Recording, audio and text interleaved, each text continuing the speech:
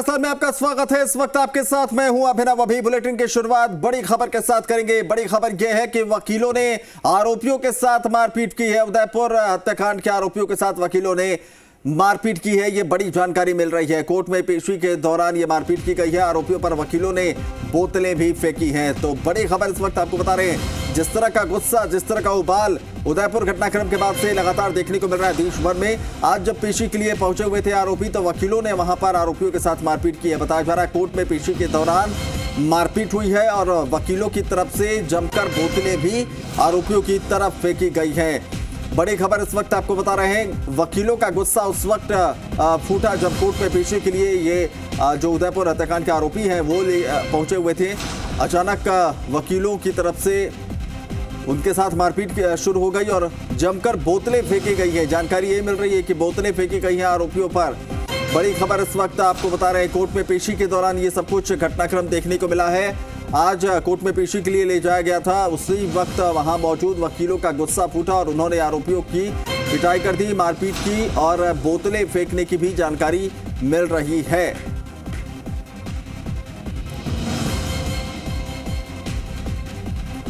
तो उदयपुर हत्याकांड के बाद से लगातार आक्रोश देखने को मिल रहा है, न सिर्फ उदयपुर में बल्कि देश भर में। इस घटनाक्रम के बाद से लोगों में उबाल है और यही हुआ।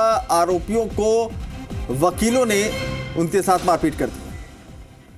उदयपुर का Kanhaiyalal murder case special court में चारों आरोपियों की पेशी आज हुई। रियाज, गौस, आसिफ और मोहसिन की आज पेशी की गई। आरोपियों को 10 दिन की रिमांड पर कोर्ट की तरफ से सौंप दिया गया है। बड़ी खबर यह भी आपको बता रहे हैं। अपडेट, सबसे ताजा अपडेट यह है कि अब रिमांड पर भेजा गया है। 12 जुलाई तक की रिमांड पर भेजा गया है। वकीलों ने आरोपियों के साथ इस दौरान मारपीट भी की है, जैसा हमने आपको जानकारी भी दी। कोर्ट में पेशी के दौरान ये मारपीट की गई, आरोपियों पर बोतलें फेंकी गई। एनआईए एडवोकेट तेज प्रकाश हमारे साथ इस वक्त जुड़ रहे हैं। तेज जी, स्वागत है आपका ज़ेर राजस्थान में। किस तरीके से आज दलीलें रखी गई, रिमांड 10 दिन की दी गई, कोर्ट की तरफ से कोई टिप्पणी भी हुई है इस पर? ऐसा है कि आज हमारे एनआईए की ओर से हमने एक प्रार्थना पत्र जो है इनकी एक्यूज की जो पुलिस कस्टडी के लिए पेश किया था। हाँ। माननीय न्यायालय ने पूरी दलीलों को और बहस को, तथ्यों को और पेश डायरी का अवलोकन करने के तदुपरांत जो है एक ऑर्डर करते हुए और न्यायहित में जो है एनआईए को जो इनकी मुलजिमों की पुलिस कस्टडी जो है सुपुर्द की गई है और 12 जुलाई तक को इनको जेसी दी गई, पीसी दी गई है और 12 जुलाई के बाद दोबारा इनको पेश किया जाएगा। जी तेज जी, क्या उम्मीद है कि 10 दिन के जो रिमांड पर भेजा गया है? That I am not can make any comment right now, sir. Let them investigate the matter, then it will be come out. Court ने आपको मना कहा है? ऐसा कोई मतलब ये चूंकि मामला चूंकि वो है कि अभी कोर्ट से ऐसा कोई डिसीजन नहीं है, क्योंकि आज एप्लीकेशन केवल पीसी के लिए थी और पीसी की एप्लीकेशन हमारी अलाउ हुई है। अब now the investigation will be done by the NIA and result will be definitely. Court ने आप लोगों को मीडिया नहीं ऐसा कुछ नहीं, हमको ऐसा कुछ नहीं है, ऐसा कोई पाबंदी नहीं है, लेकिन क्योंकि मामला ऐसा है तो इसमें गलत हुआ ही कि मेरिट पे कोई ऐसी बात नहीं हुई है। ठीक है, थैंक यू। देखिए चलिए, तो आप सुन रहे थे तेज प्रकाश जी जो कि एनआईए के वकील हैं। उनकी तरफ से कहा गया कि रिमांड की मांग की गई है और तमाम महत्वपूर्ण जो हैं मामले उन पर पूछताछ होगी। हालांकि विस्तार से जो है, चूंकि मामला सब जुडिशियल है तो बहुत ज़्यादा जानकारी वहां पर नहीं दी गई उनकी तरफ से, लेकिन इतना स्पष्ट है कि 10 दिनों की रिमांड पर पूछताछ एनआईए की तरफ से होनी है।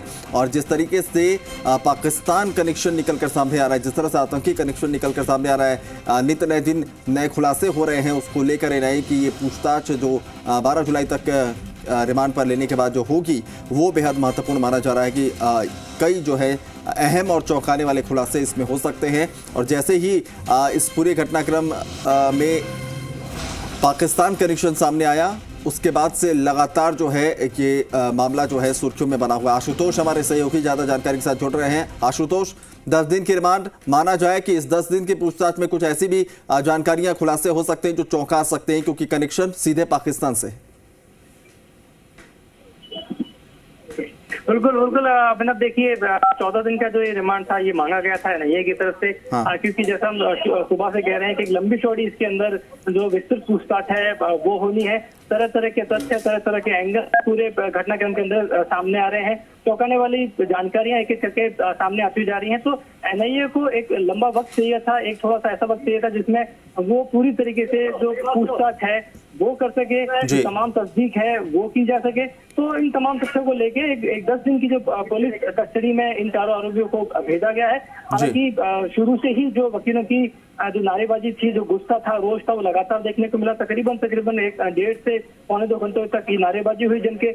और जब बाहर एनआईए की तरफ से इन आरोपियों को लाया गया तो भी एक तरीके से गुत्थम गुत्था जैसी स्थिति दिखाई दी। रोष बहुत ज्यादा था, लेकिन पुलिस कस्टडी में उनको गाड़ी तक पहुंचाया गया, क्योंकि तीसरे तल पर इनको यहाँ पर पेश किया गया था। नीचे जब गाड़ी में लाया गया तो गिरेबान और कॉलर तक खींचने की कोशिश की गई, बोतल फेंकी गई, बैक टू बैक 5 बार जो पानी की बोतल है वो आरोपियों पे फेंकी गई और गुत्थम गुत्था जैसी स्थिति देखने को मिली। यानी कि वकीलों की तरफ से पूरी तरीके से ये कोशिश रही कि कैसे भी करके उनका जो रोष है वो निकले, लेकिन पुलिस कस्टडी बहुत ज्यादा थी। क्यूआरटी के जवान, स्थानीय पुलिस, एटीएस की पूरे के जवान जो थे वो मौके पर तैनात थे। किसी तरह की कोई अनहोनी यहाँ पे नहीं हुई है। और फिलहाल चलिए, अच्छी बात है कि किसी तरह की कोई अनहोनी नहीं हुई है। पुलिस का वहां पर जाब्ता मौजूद था, इसलिए वहां पर जो है जो वकीलों की तरफ से कोशिश की जा रही थी धक्का मुक्की के, उसमें किसी तरह की कोई चोट नहीं आई है। हमारे साथ शशि मोहन भी लाइव जुड़ गए हैं, एक बार उनका भी रुख कर लेंगे। शशि मोहन, किस तरह की स्थितियां वहां पर, और जो रिमांड 10 दिन का है कितना महत्वपूर्ण, क्योंकि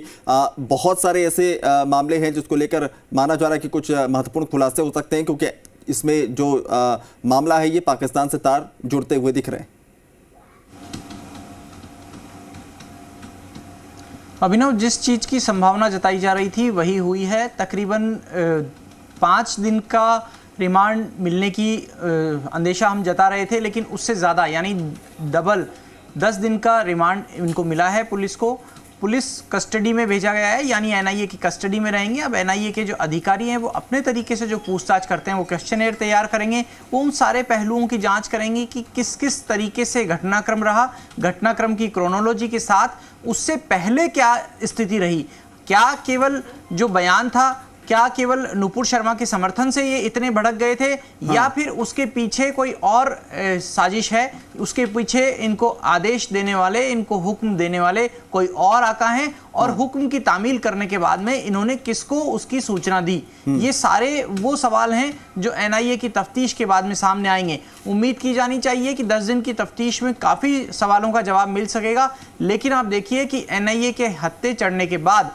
एनआईए आगे से आगे लिंक ढूंढने की कोशिश करेगा, और यही कारण है कि इनकी अब लंबी कस्टडी चल सकती है। और लंबी कस्टडी के दौरान एनआईए सारे तार से तार जोड़ने की कोशिश करेगा, और तभी जाकर के इनको सजा दिलाई जा सकेगी, क्योंकि एक एक कड़ी को जोड़ना होगा। उसके बाद में इनकी दोष सिद्धि कोर्ट में साबित करनी होगी, और कोर्ट में साबित करने के बाद इनको सख्त से सख्त सजा दिलाने की पैरवी एनआईए और उनके वकील तेज प्रकाश करेंगे, उनकी जिम्मेदारी भी होगी। और जैसा वकीलों का आक्रोश दिखा है, वो केवल वकीलों का आक्रोश नहीं है, वो आम जन सामान्य का आक्रोश है। समाज के तकरीबन सभी वर्गों में वैसा ही रिएक्शन देखने को मिल रहा है, लेकिन चूंकि सभी लोग वहां पहुंच नहीं सकते, कोर्ट होती है, कोर्ट में एक कायदा होता है, जब ऐसे विशेष केस होते हैं एनआईए जिनमें दखल देता है, तब हर किसी को वहां जाने की इजाजत नहीं होती है। मीडिया को भी आमतौर पर कोर्ट रूम से बाहर रखा जाता है, कोर्ट रूम के बाहर तक कवरेज की इजाजत दी जाती है, लेकिन कोर्ट रूम के बाहर कई बार संवेदनशील मामलों में रखा जाता है। वकील चूंकि कोर्ट से जुड़े हुए होते हैं, इसलिए उनको नहीं रोका जा सकता, और वकीलों में जो भावना थी, जो गुस्सा था, उसका इजहार उन्होंने इस जगह पर किया जहां। बिल्कुल शशि मोहन, और ये कोई पहली दफा नहीं है, इससे पहले भी हमने देखा इस तरह के जब मामले होते हैं जिसमें आक्रोश चारों तरफ होता है, तो वकीलों के हत्थे अक्सर जो है आरोपी चढ़ जाते हैं, उनका गुस्सा जो है ऐसे समय में फूटता है। आपसे जो है एक महत्वपूर्ण बात ये समझना चाहेंगे कि एनआईए की जांच हो रही है, इनके आका अगर बैठे हुए पाकिस्तान में, वहां से अगर तमाम चीजें संचालित हो रही थी, उसकी तो जांच होगी, लेकिन क्या माना जाए 10 दिन की रिमांड पर जो पूछताछ होगी, स्थानीय स्तर पर भी कुछ नाम निकलकर सामने आ सकते हैं जिनको शह दे रहे थे, या फिर इस पूरे मामले से जुड़े हुए वो चेहरे हो सकते हैं। देखिए, मोहसिन और आसिफ का नाम पहले ही इसमें आ चुका है उनके मददगार के रूप में, यानी क्रिमिनल कॉन्स्पिरेंसी, जो आईपीसी की सेक्शन 120B जिसके दायरे में आ जाते हैं। लेकिन इसके साथ एक और फर्म है जो इंजीनियरिंग की फर्म है, जो कुछ उपकरण बनाती है, जहां पर कथित तौर पर ये जो कटार है जिससे हमला किया गया था वो बनाई गई थी। और इसके अलावा इनको शरण देने वाले कौन कौन लोग थे, बाद में जो वारदात को अंजाम देने के बाद इन्होंने जो वीडियो बनाया वो कहां पर बनाया गया, वो भी क्या शरण देने वालों में गिने जाएंगे। क्या उनकी भी क्रिमिनल कॉन्स्पिरेसी मानी जाएगी, और क्या इस मामले में कोई सरकारी गवाह बनता है? दरअसल ये जहां पर पहले काम करता था वहां ये लोग गए थे शरण लेने के लिए राजसमंद के भीम में, और जब वहां इनको पनाह नहीं मिली उसके बाद में आगे ये मूव करने लगे जब अपनी मोटरसाइकिल से, उसके बाद में पुलिस को सूचना मिली थी। तो क्या पुलिस को जिन जिन लोगों ने सूचना दी उनको सरकारी गवाह बनाया जाएगा NIA की तरफ से? ये सारे पहलू तफ्तीश के दरमियान सामने आएंगे। लेकिन एक महत्वपूर्ण बात यह है कि अगर इनके तार विदेशी ताकतों से या पाकिस्तान में बैठे आकाओं से जुड़ते हैं तो क्या NIA उन पर कार्रवाई कर सकेगी? इसका सवाल तो सीधे तौर पर नाम में मिलता है अभिनव, कि भारत की जो टेरिटरी है और जिन देशों से किसी की प्रत्यर्पण संधि नहीं है वहां से कि कोई मुलजिमों को लाना NIA के लिए संभव नहीं दिखता। लेकिन हाँ, इतनी कोशिश जरूर होगी कि विदेशी धरती पर आतंक पैदा करने के जो सबूत लिंक स्थापित होंगे उनको कम से कम भविष्य में जो राजनयिक वार्ताएं होंगी उनमें जरूर रखा जाएगा कि किस तरह दूसरे देश हमारे देश में बिल्कुल डिप्लोमेट स्तर पर जो है इस पूरे मामले को रखा जाएगा। फिलहाल जो है जो प्राथमिकता है वो इसी को लेकर कि पूरे मामले को डिकोड कम से कम कर लिया जाए। शशि मोहन बने रहिएगा हमारे साथ, अनूप भी हमारे साथ जुड़ गए हैं उस कोर्ट के बाहर से जहां पर पेशी के लिए आरोपियों को ले जाया गया था। एक बार उनसे भी जानकारी हासिल कर लेते हैं। अनूप, क्या कुछ वहां पर स्थितियां देखने को मिली? और जो बार बार कहा जा रहा है कि वकीलों का गुस्सा फूटा, हालांकि हत्थे नहीं चढ़े जो आरोपी थे वकीलों के, लेकिन कहीं ना कहीं गहमा गहमी की स्थितियां रही होंगी, किस तरह की स्थितियां थी वहां पर? अब फिलहाल क्या चल रहा है? यह देखिए, सुबह जब चारों आरोपियों को कोर्ट में पेश करने के लिए लेकर के आए तो वकीलों में भारी आक्रोश देखने को मिला, जिसके चलते उन्होंने भारत माता की जय और आरोपियों की जल्द फांसी हो जिस तरीके के नारे लगाए। उसी समय से जो वकील थे उनके अंदर रोष देखने को मिल रहा था। वकील इसी इंतजार में थे कि कब कोर्ट अपना काम पूरा करता है और जब आरोपी बाहर निकलेंगे तभी भी इस तरीके के वकील नारेबाजी करेंगे।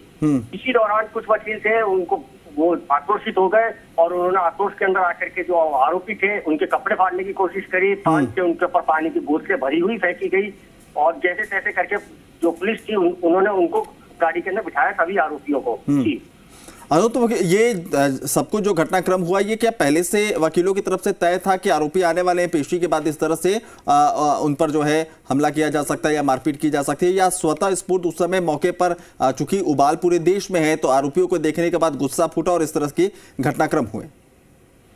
यह देखिए, वकीलों का यही कहना था कि आरोपियों को जल्द से जल्द इन पर कार्रवाई की जाए, जल्द से जल्द इनको फांसी पर चढ़ाया जाए। और सबसे जो बड़ी बात रही, जो यहाँ पर पुलिस जाब्ता लगाया गया था, वो वकील सुबह से यही बात कर रहे थे कि एक ऐसे आरोपियों के लिए इतना ज्यादा पुलिस जाब्ता लगाने की क्या जरूरत है, तो जिससे कि वकील आक्रोशित होते रहे और बीच बीच के अंदर माहौल भी उन्होंने मतलब बनाने की कोशिश करी और नारेबाजी लगातार चलती रही। जी चलिए, शुक्रिया अनूप तमाम अपडेट्स के लिए। चलिए वापस चलते हैं, शशि मोहन हमारे साथ बने हुए हमारे सहयोगी लगातार। शशि मोहन, आपके पास आना चाहेंगे। आपसे समझना ये भी जरूरी हो जाता है कि हमने देखा इस पूरे मामले को लेकर खुद मुख्यमंत्री अशोक गहलोत ने अपील की थी NIA से कि फास्ट ट्रैक में मामले को चलाया जाए, जल्द से जल्द आरोपियों को जो है सजा कड़ी से कड़ी मिले। लोगों की जन भावनाएं भी यही है, पूरे न सिर्फ राजस्थान बल्कि पूरे देश में जो है लोगों में उबाल इस घटना के बाद देखने को मिल रहा है। तो क्या इन तमाम चीज़ों को मद्देनजर रखते हुए आपको लगता है कि जल्दी से जल्दी कोशिश NIA की होगी कि जांच को पूरा किया जाए, पूछताछ पूरी हो और उसके बाद इन लोगों को जो उचित सजा है वो दी जाए? अभिनव, देखिए दो पहलू हैं, एक फास्ट ट्रैक कोर्ट में मामला जाना और दूसरा जल्द से जल्द इन आरोपियों को सजा दिलाना। यह जनभावना जरूर हो सकती है, लेकिन सवाल यह है कि क्या देश जनभावना से चलेगा, संविधान से चलेगा या कानून से चलेगा? जनभावना अपनी जगह है, उसका सम्मान होना चाहिए न्यायिक प्रक्रिया में भी और जो जांच एजेंसियां हैं उनकी कार्रवाई में भी। लेकिन फास्ट ट्रैक कोर्ट में जब तक मामला नहीं जाएगा तब तक इनको जल्द से जल्द सजा दिलाना मुश्किल होगा। यह जरूर है कि NIA के पास केस जाने का मतलब है कि इस मामले में पूरे तफसील से जांच होना, यानी इस पूरे मामले की कड़ी से कड़ी जोड़ी जाएगी, उसको खंगालने की कोशिश की जाएगी। क्या ये लोग स्लीपर सेल से जुड़े हुए थे, क्या ये लोग एक्टिव सेल में कार्यरत थे, अगर ये कहीं बाहर जाकर के आया है विदेश तो वहां उस दौरान इसकी क्या एक्टिविटी रही है। देखिए सोशल मीडिया पर इस तरह की तस्वीरें वायरल हो रही हैं कि ये उम्रा जाकर के आया और उसके बाद में के जो कुछ समर्थक लोग थे उन्होंने इसका इस्तकबाल किया रियाज का। लेकिन क्या यह सिर्फ उम्रा गया था या उम्रा के नाम पर कहीं और गया था? क्या थी पूरे मामले की हकीकत? इसके पासपोर्ट में कहां कहां जगह जाने की एंट्री है, उस दौरान इसकी फोन लोकेशंस क्या कहती हैं, ये सब एनआईए के पास अब तफ्तीश के दायरे में होगा। लिहाजा ऐसा लगता नहीं है कि 7 दिन में, 10 दिन में या महीने भर में इसको कोई सजा दे दी जाएगी।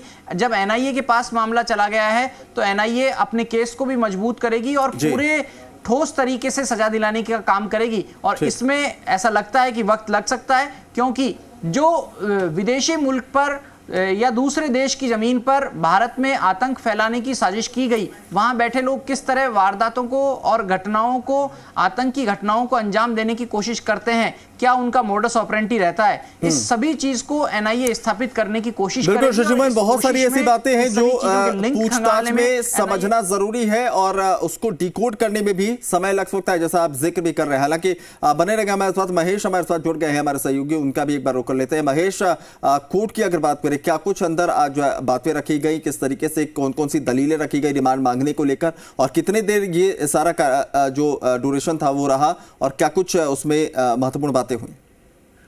देखिए, जो एनआईए जो सभी आरोपी हैं उनको 1:26 के आसपास ही जो है कोर्ट में पेश किया था। क्योंकि मामले की कैमरा ट्रायल थे, जो पीठासीन अधिकारी थे उन्होंने सभी लोगों को जो केस से रिलेवेंट नहीं थे उन सबको बाहर जाने की कह दिया था। ऐसे में मीडिया का कोई भी व्यक्ति अंदर नहीं था, केवल एनआईए के जो जुड़े हुए अधिकारी थे और जो केस के वकील थे वही कोर्ट के अंदर मौजूद थे। लेकिन जो सूत्रों से सूचना मिल रही है वो ये है कि एनआईए की ओर से बताया गया कि अब तक क्या क्या अनुसंधान किया गया है और भविष्य में क्या अनुसंधान किया जाना है। अगर उसकी आरोपी के पाकिस्तान जाने की बात की जा रही है तो वो भी वहाँ किससे मिला, उसने क्या ट्रेनिंग ली, इन सभी बातों पर विस्तृत जो है वो अनुसंधान किया जाना है।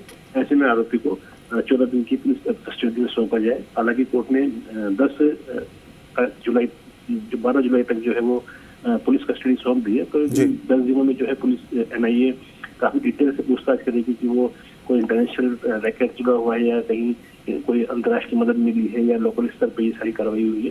तो ये सब कुछ 10 दिनों की पूछताछ में सामने रहेगा। चलिए, तो ये जो 10 दिन है एनआईए के लिहाज से अगर देखें तो बेहद महत्वपूर्ण कि क्या कुछ जानकारियां निकाल पाते हैं, कितनी चीजों को डिकोड कर पाते हैं। बहुत बहुत शुक्रिया महेश आपका भी और शशिमोहन आपका भी तमाम अपडेट्स हम तक पहुंचाने के लिए।